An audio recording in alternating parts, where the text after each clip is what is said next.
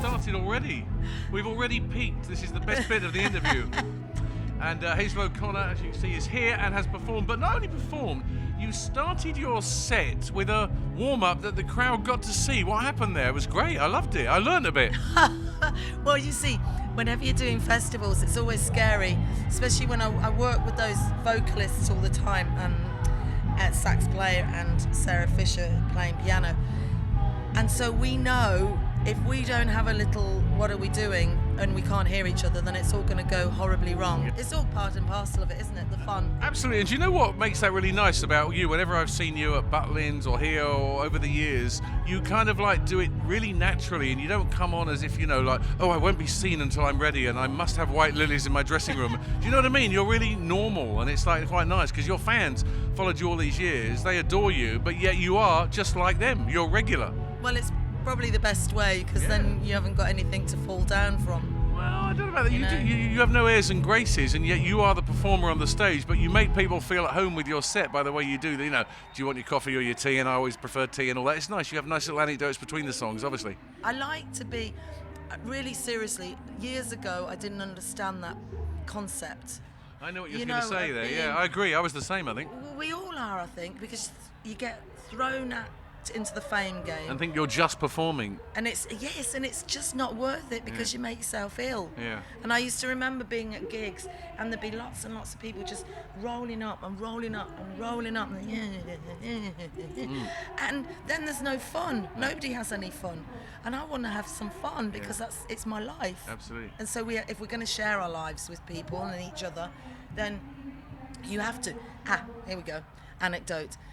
When it all got too much right at the beginning for me, and I really hated it that people thought they knew me and they didn't know me at all, and it made me feel very scared.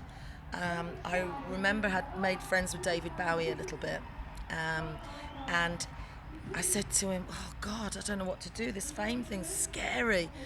And he said, Hayes, what you have to do is remember that people think they know you, because they do know you, they read about you, they see your photo, they think they know every aspect of your life, and you know nothing about them.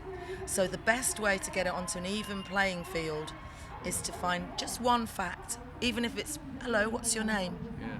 And I started doing that, and over the years I've developed that because it can make you feel really scary. You know the story, you get scared and you think, oh God, I'm not anything, and why do you want to be my friend? Yeah. And instead I just go, hello, and what's your name? And if somebody's stupid and drunk or whatever, you just go, yeah, sorry, you're too drunk for me, on your way, jog on. And you would, like, you do that with people, don't you? We all have to act normal. But you have this really nice natural rapport when you're on stage, where I think perhaps, you know, your fans know you for that and they like you for that, and then the people who don't know you so well feel like, oh, she's nice, she's a bit like me.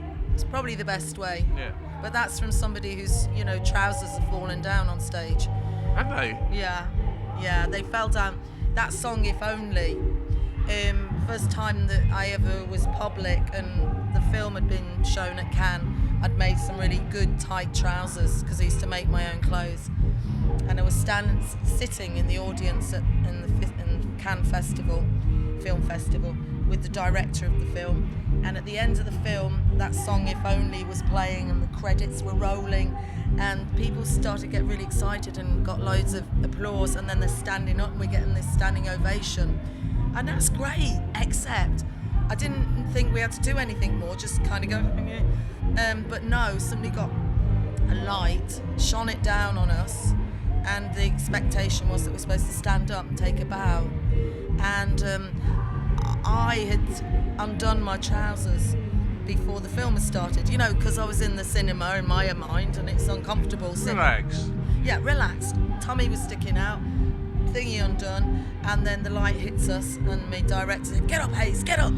And I said, no. And the next minute he yanks me into the air, the light hits us, I stand up and the trousers go down. So I learned very early.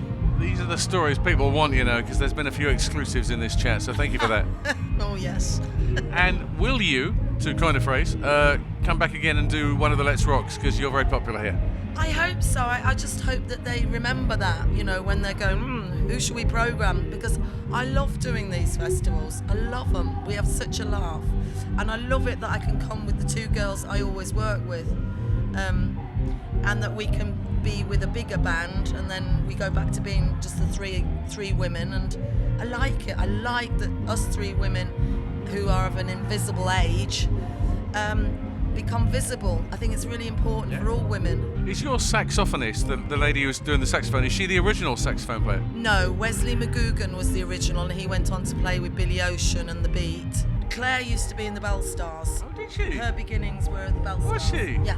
Okay. And then she joined the Communards, and then she finally ended up with David Bowie at Live Aid, and her and I were both at Live Aid. She was playing and I was trying to get in on the picture. It was hilarious. So how well did you know David Bowie? Well, when I met him, it was because of Tony Visconti. Tony had phoned me up while we were filming and said, Hayes, if you want to meet David, he's coming in the studio tonight. And I went, ooh. So I got off filming, off the finish, and go through a pile of clothes. What will I put on and all this, because he's my hero. And I get to the studio, and he's wearing when he was doing his City Gent look, you know, he was looking really Joe Normal, and I could see him through the cockpit window recording, and he was recording for Kenny Everett's show years ago, and he was doing an acoustic version of Space Odyssey. Yeah, and when he comes into the thing after the control room, he was really charming, and we went off to Tony's office for a minute, and he said, oh, hello Hazel, and I said, hello David, and then he said, here you've been in a music film. I said, yes, and he goes, it was like, ooh. And then he said, and what's it called? And I said, Breaking Glass. And he goes, ooh, did they name it after my song? And I thought, no, because I can remember when we were trying to think what to call the film, and I didn't, not that I would have been thrilled to have said, yeah, we named it after your song, but I was so nonplussed. I went, no, we called it after, And then he said, I could write some songs for you if you want for it. I said, no, we've already done it. I made the album with Tony. And he goes, oh, and I think he recognised that, I had a bit of chutzpah. And so the next minute he turns around and said, you cut his hair, don't you? He said, give us a haircut. So I cut his hair. I'd just met the man and I cut his hair. And I didn't have hairdressing scissors or anything. I think it was pinking shears or something. Old things in the cupboard in Tony's Virtual Earth studio. And so it was great. So I cut his hair, put an old tea towel around him.